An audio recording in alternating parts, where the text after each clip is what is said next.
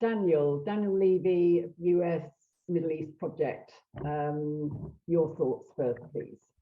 Thank you for joining us. Thank you, Ruth. Can you confirm that you can hear me? Yes. Great, because I changed device so that hopefully this will work better.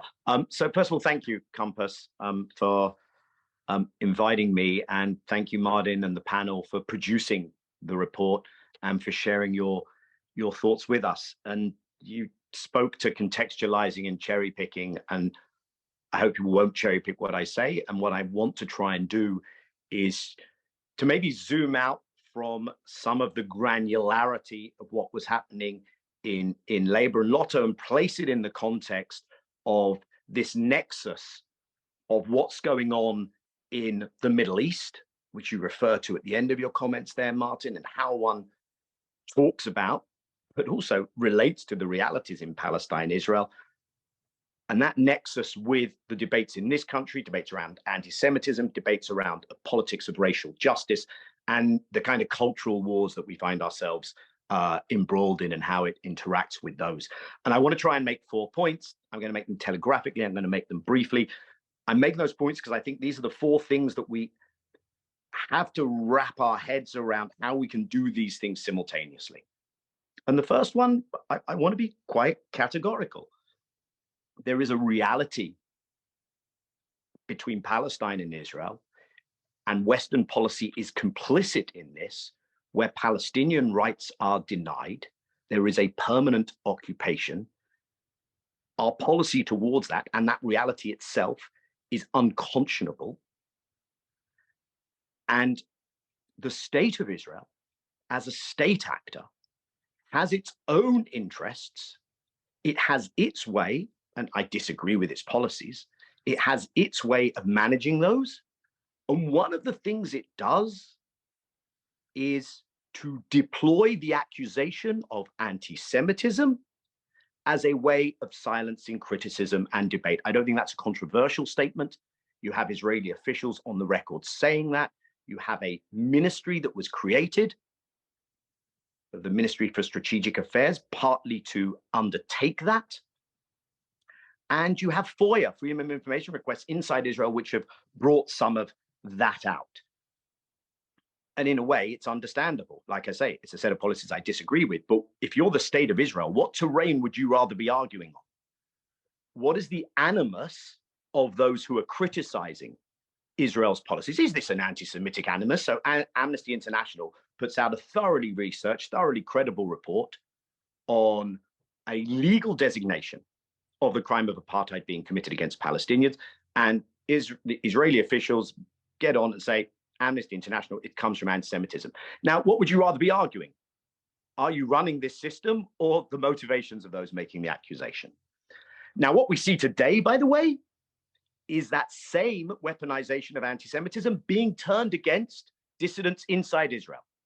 So you had governing coalition members of parliament turning against NGOs critical of them and saying you're anti-Semitic.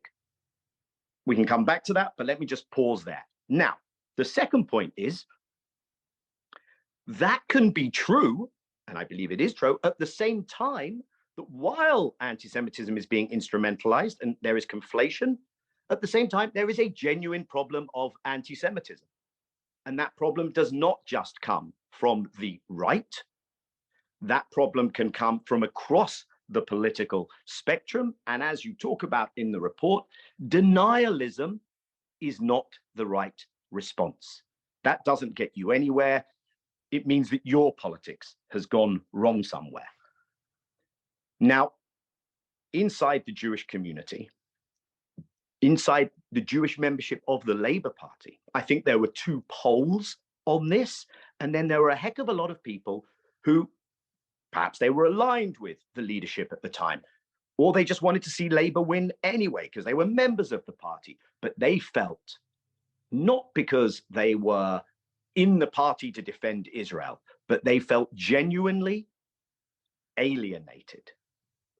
Genuinely, this was not their place during this time, during this debate. And I would argue one has to take seriously Jewish experience Jewish history, understand why there's an identification with Israel, even when there's criticism of Israel, not in order to justify Israeli policies, but in order to have a serious conversation in that space, including, and this is going to be very important if one wants to make progress on policy in this country and make progress over there, including because Jewish allies are important and powerful allies in the broader struggle against racism and in the fight for justice in the Middle East, especially for Palestinians. Third thing, you can't resolve that problem of denialism. You can't get anti-Semitism right by having a politics where Palestinians and where those who support Palestinians and where people of Arab descent in this country and where members of the Muslim community or other communities of color and people who have experienced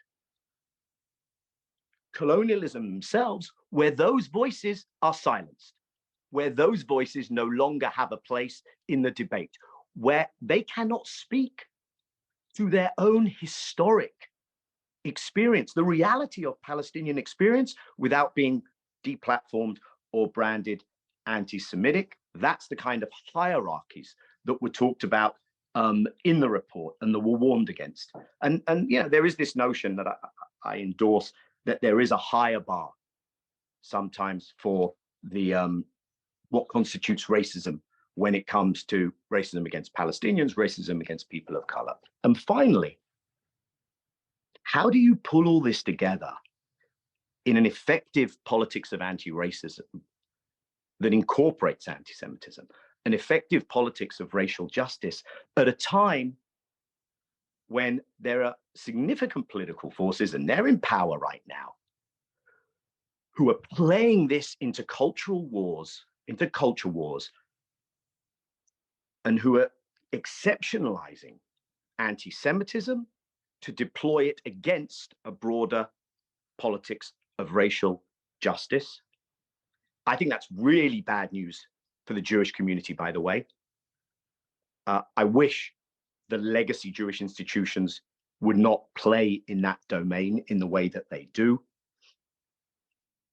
But that's one of the things that we have to contend with. And unless we can get the other things right, one's not going to get part of that right. And you end up, and I think the report talks about this, you don't want to detach anti-Semitism awareness training from a broader anti-racist perspective and broader anti-racism training. And so what I'm trying to say is, I may be Pollyannish or naive in saying this, and I'll conclude with this sentence, is if we want to, we have to try at one and the same time to do right by what our political approach is to what's going on over there, justice and rights for Palestinians, to what's going on here in terms of the policy towards that, in terms of anti-Semitism, in terms of an anti-racist politics, and in terms of a politics of inclusion. Like I say, I think it's doable. I think the report points in some way in that direction. And let me stop here. Thank you.